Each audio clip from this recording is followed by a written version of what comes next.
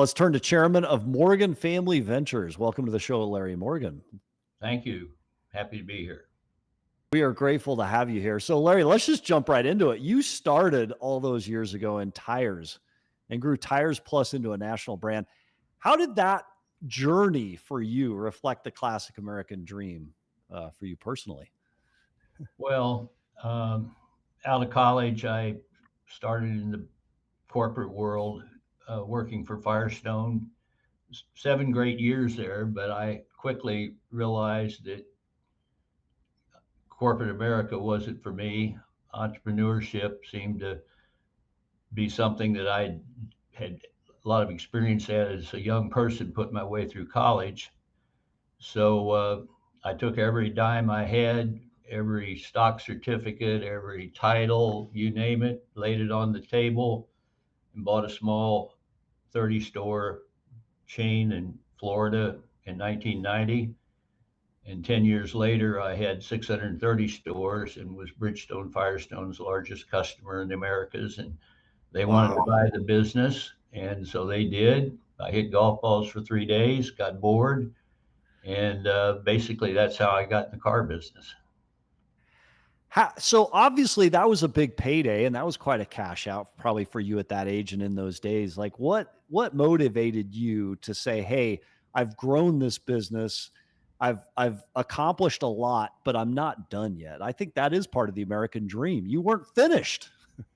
Well, for me, it's the thrill of the hunt. And, I'm way beyond retirement age today, and I get up every morning and I love what I do. Uh, and I go at it as hard as I possibly can. I don't call it work. I tell people, other than manual laboring jobs, putting my way through college, I've never worked a day in my life. So Yeah. pretty much going to stick with that story. So you decided to get from tires into automotive. What was your first dealership purchase? It was Toyota of Tampa Bay, right? Well, it was, but let me give you a quick prelude to how we got there. I was on a bank board with a person that he and his son-in-law wanted to buy a car dealership. They had some experience, and they needed some money, so I said, "Sure, I'll go in." So anyway, I became a minority partner, and one day, I don't know what made me do it, but I went to a sales meeting, and I knew nothing about selling cars, but I knew it was the worst sales meeting I'd ever seen in my life.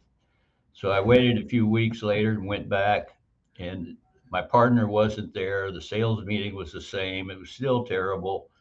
So to make a long story short, that's Brett, my son, who's now my partner, was selling cars in the dealership, and we had enough confidence that we could do it ourselves. So we did put a Toyota store under contract, and as you folks know, Toyota store is pretty lucrative business, and the requirements to be a dealer are pretty high. And we had very little automotive experience, so we had to go sit in front of a guy named Jim Moran, who's a legend in the car business, and Yeah. and convince him that we were capable of doing it. And he rubber stamped our application, and that was 20 years ago. And so we go from there to where we are today with 76 stores and 11 billion in revenue and biggest player in Florida. Larry, I got to ask you. So I was also partners with my father, and one of the one of the tough points was when we I wanted to bring in external partners for capital to grow the business, and I wouldn't say my dad didn't want to, but there's definitely some friction, right? A 30-year age gap, different points in life, different motivations, maybe. And I'm curious to know, you being partners with your son, and you've leveraged additional external capital to grow the business. What was that like for you? Someone who's obviously was super successful even before this recent growth spurt of Morgan Automotive Group, but going through that calculus, that strategy, hey, we're going to bring in outside capital, we're going to supercharge the growth of our business. Can you just tell us a little bit about that journey, that process with Brett? Sure. After we bought our first store, I think it was a year we bought another store, and then maybe that year we bought two stores. And so we were doing pretty well. I think we got up to 20, 25, and we'd kind of gone through the financing with a single bank, then two banks together, and then a syndication. And so we were, I guess we kind of got a little confident in ourselves that we could do more and run more stores. So we did bring in a minority partner for some time, and we went through their capital pretty quick, and we replaced them with a family office. And so having that expertise from some people that know things about business that maybe we're not as, as knowledgeable about has certainly worked for us. But I think the bigger thing, frankly, is that Brett and I are shoulder to shoulder every day, and we get along really well. I mean, we don't always agree on every issue, but we eventually work it out. And I can truthfully say we've never had a harsh word with one another. So we like what we do. And as father and son, like, what's your, I'm going to use a fancy term here, but like your conflict resolution process? In other words, father and son, how do you make shit happen? How do you come to some conclusion when you're, misaligned on a decision? Well, we intuitively know each other very well. And if one of us might say something a little bit snappy to the other, I don't think 5 minutes go by and we realize maybe we shouldn't have said that. And so we've never raised our voice with one another. We always talk through the various opinions that we may have, and we come to a common conclusion. So in our case, it's worked very well. Now I know very well what sometimes families go through. I've acquired a lot of businesses in my life where the family could not get together, and that's why they sold the business. And whether it be father, son, or two brothers, I mean, I could write a book on how the dysfunction in family businesses can fall apart. So I think we're fortunate. What do Is you there any think? tips What do you? Yeah, I was gonna say, are what do there you think is that tips? top Yeah, reason? how do you prevent that? What was the question? You guys were getting Sorry talking about over. that. Yeah, what do you think is that top reason? You said you could write a book about family business falling apart. What do you think is that top reason? Well, I think there's several, Yossi. I think sometimes one member of the family contributes more than the other, and they become aware of it. I think sometimes one family member would like to cash out and live a different life. I think that's another. I think there's multiple reasons, and they all are valid. It's a human personal thing that I don't think there's any one Yeah. common answer. Larry, I want but to transition to culture in the store for a second here.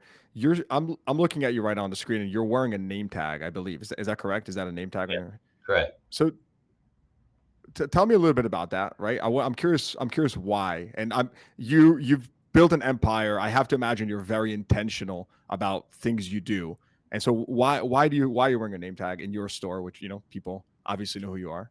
Well, we want everybody in our stores to wear a name tag, and that's a simple reason. There's nothing scientific about it. It's a great conversation piece. It's a good way to start up a conversation. Mine says Larry Morgan, Chairman, Hannibal, Missouri. I was raised on a farm outside Hannibal, so you can. It's easy to start a conversation, and it's a good way to get to know people. And when I visit our stores, I may see somebody from some small town in some state that I happen to know a little bit about. So it's a conversation piece. I think that's the real issue.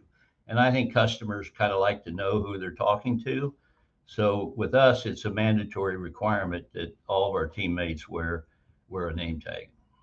Very cool. And And I then sticking, set the example. So yeah, and then sticking on that theme, one of the comments that came up when I had Brett on the podcast a while back was people just reflecting on or commenting on the team, and their chief operating officer is really great, or this person is really great. And as I dug in deeper, I believe some of the people I saw have been with you guys for a very long time. And so I want to know, just tell me a little bit about your team building, right? You've grown really quickly, which requires you to hire from an outside as well. You can't only grow from within, or at least it's very difficult. What's your team building been like? I mean, have most of your leadership just grown with you through over 20 years, or just tell us a little bit about that, how you've groomed that leadership team at the company. Well, yeah, there's two answers to the question. I'll give you three examples. Our chief operating officer was a store manager in a store that we acquired, a general manager. And he went from that store to running 2 stores to running 8 stores, and he's grown with us over the last 20 years. The head of our vice president of fixed operations was a service manager in that Toyota store we talked about a few minutes ago. And the service business was the one thing I knew about when I got in the car business, because half my revenue at Tires Plus was auto service. So I would go hang out with him because I didn't know anything about the selling cars. So I went where I was comfortable. And he and I kind of grew together. He taught me how car dealers do it. And I told him that there's a better way to do it. And the aftermarket is very competitive. So that's how we gelled. And here he is today running all of our fixed operations. Our CFO, until a couple of years ago, who is now one of our regional directors, was a 17-year-old single mother switchboard operator in a car store. And she was our first controller at that Toyota store, and she grew with us as our company grew. So she was with us to, I think maybe our revenue was 8 million or 8 billion or something like that. And she went on to do something else that she preferred to do. And so those are three examples that I could specifically talk to. But we really work hard to promote from within. Yes, we have to hire on the outside sometimes. Our success rate of making a good decision with people that are in-house is much, much, much better than hiring someone on the outside. So, there's no question about it. Our company, we say 3 words. It's all people. We say it over and over and over again every single day, and we all know it. And we can have the best brand on the best corner in town with a beautiful building and bad people, we're going to have bad business. The opposite's true if we have, all the other things and good people. So we have a question from our audience here coming in from Dan C. Dan asks, do you always buy and finance your dealership's real estate facilities, or do you lease buybacks? Do you treat South Florida differently than the Tampa area? We own 95% of all of our real estate. The only reason it's not 100 is that we have one particular arrangement where the seller didn't want to sell the stores for 5 years. So we're obligated to buy them in a couple more years, but we like buying the real estate.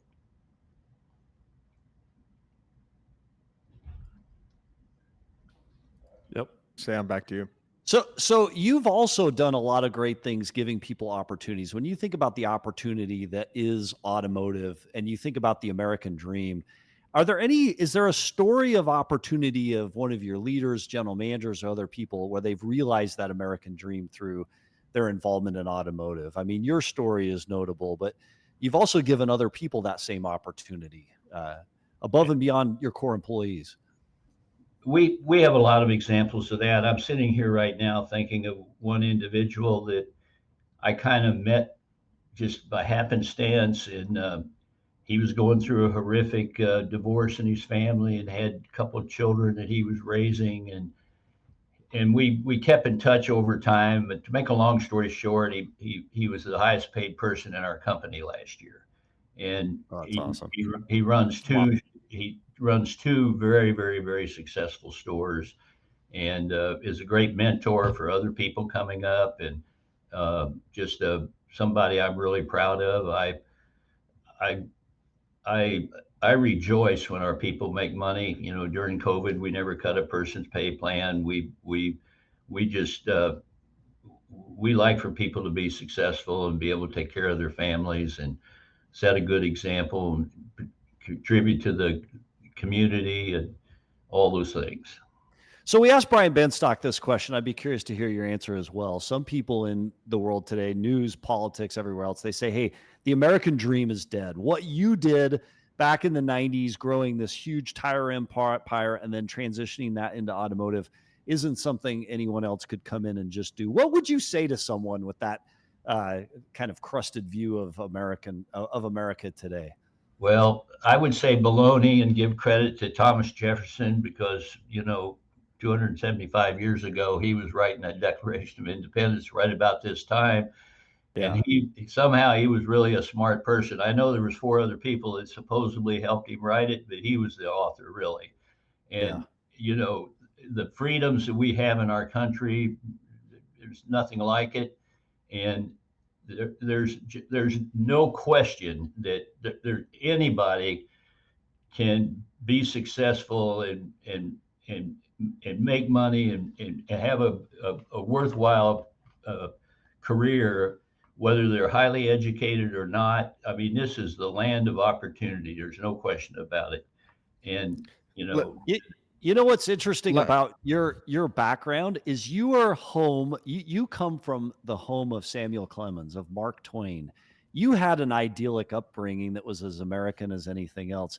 You transitioned into building this enormous business, this enterprise. As you think of the next generation, your son, and what lies ahead of him, what keeps you awake at night? What concerns you most about the future and the challenges that he may face in this next generation of the American dream? Well, I don't lose much sleep over the idea because I think he's prepared for whatever might come along. I mean, he would tell you about 2007 and 8. He was running a Buick GMC store in a fairly small market, and we didn't have many stores then, and I would visit there, and I have to confess that we cleaned the bathrooms at night when we closed, and he opened the service department in the morning. He worked his fanny off, and those were tough times. I mean, we only had a few stores then, and it was tough. So, COVID. I can remember sitting here in March of 2020 saying, "What the heck are we going to do? The world's coming to an end. We can't open our stores. We got all these people we got to feed, and we got all the, we got debt and expenses and all that. So, I think we're pretty resilient, but I'm putting my money on Brett to be able to pull it off." Hey, I want to do a follow up to that question, Larry, if I may.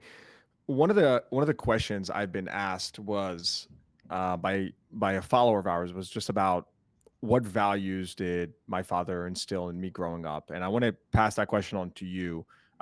Brett, your son is a highly respected CEO in the industry, really doing great things. I think even the professional accolades aside, he's responsive, he's respectful. I have a personal relationship with him, and I think when I was just coming up in this industry on the media side, I came to Brett with an ask, and I said, "Brett, I'm creating this video of just telling the world who I am," because I was this like anonymous internet figure. And I said, "Would you be open to participating in it? Just sharing your candid take about what this platform is for the industry." And Brett said, "Absolutely." Now, mind you, he had all the reputational risk in the world at the time, right? He didn't know me that well, but he did that. And I remember that. I mean, that meant a lot to me. And so my question to you is, raising your children, Brett specifically, I mean, what values were most important for you to instill in him, and like what were those values, and how did you do it? Love to know that. Well, you kind of live and learn. I had an outhouse till I was 11 years old, so I had to make my own way, so to speak. So being in the business when Brett was, I think a tire weighed more than he did. He'd be in the back of a 40-foot trailer in August in Florida. At the end of the day, he was literally black from, hugging those tires in the, the whatever you want to call it would come off on him. So he worked hard, and then he became a lube tech, working in our stores, and then he became a salesperson. And and he was savvy. I remember one night at dinner, he was telling me about a disgruntled customer. And so the minute dinner was over, he and I got on the phone, called the customer, and solved the problem. And he was, I don't know, maybe 15 or 16 years old at the time. He tells the story, he was violating the wage and hour laws all the time because he was working early. And, I think that's it. I think setting a good example for your children, and being around the right kind of people where they, I would say that my friends set a good example for my children too. So there's a lot of things you can do, but it truly is, Yossi, as you said, it's very important in life. I love this memory. It's like sort of humbling, but when we started, I remember very early in my career in the car business that we had this waste management trash can thing. And we were watching every penny, right? I'm talking like small car lot, very few cars on the lot, and it filled up. It was one of the big waste management things. And so we're like, all right, well, it's full. I guess, we got to get another trash bin.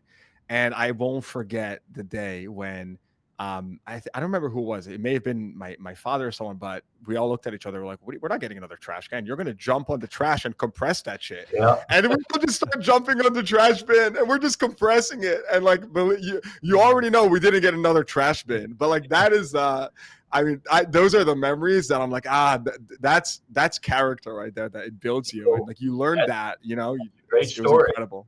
Yep. Yeah. True story, by the way. So funny enough, I went out the other day here. Now we live in like, nice suburbs and fancy schmancy. And so I have this like, like a little, home trash can. And so I told my wife, I'm like, Lee, take a picture of me. And I'm standing on the trash and I sent it to our general manager. And and I swear to you, the neighbors are probably looking at me thinking I'm crazy. But man, that's the car business for you. You don't forget these things. Yeah. Good analogy. Yeah, that's awesome. Yeah. So, well, Larry Morgan, it's been an absolute thrill to have you on the Daily Dealer Live podcast this 4th of July holiday, talking about the American dream. And I think it's safe to say, by your own analysis, the American dream is alive and well. And this 4th of July has a lot to offer everyone in the country as we go into it. Yeah, it was my pleasure being with all of you. Thanks for being on the show today. Yes. Thank you for coming on, and keep crushing it. It's incredible to see what you're working on. So really appreciate you coming on. Thank you.